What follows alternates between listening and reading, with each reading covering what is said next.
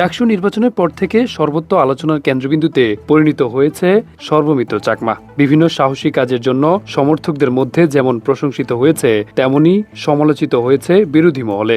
সেই সর্বমিত্র চাকমা সম্প্রতি একটি ভিডিও আবারও সমালোচনার মুখে পড়েছে।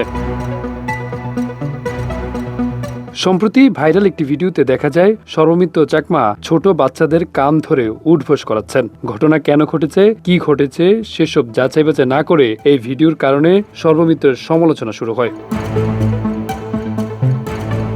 তবে ফেসবুকে একটি পোস্টে সর্বমিত্র চাকমা এই ঘটনার ব্যাখ্যা দিয়েছেন। তিনি জানিয়েছেন, এই শিশু কিশোররা এখানে খেলতে এসে চুরির মতো অপরাধ করে থাকে। কারো সাইকেল, কারো ব্যাগ, কারো মানিব্যাগ চুরি করে নিয়ে যায় তারা।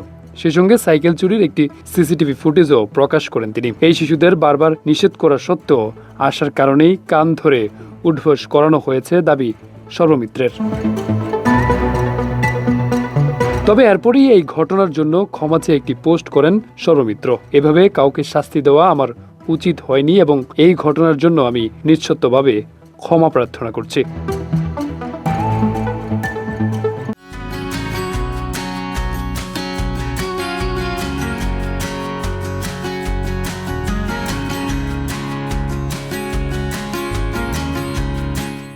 এরপরই আসে সর্বমিত্রের আরেক ঘোষণা, যেখানে তিনি পদত্যাগের কথা বলেন। সর্বমিত্র বুঝিয়েছেন, দায়িত্ব পালন করতে গিয়ে যেভাবে পদে পদে বাধার মুখে পতিত হতে হয়েছে তাকে সেটা তার ব্যক্তিগত জীবন এবং মানসিক অবস্থা বিষয়ে তুলেছে। তাই সে পদত্যাগের মতো কঠিন সিদ্ধান্ত নিয়েছে।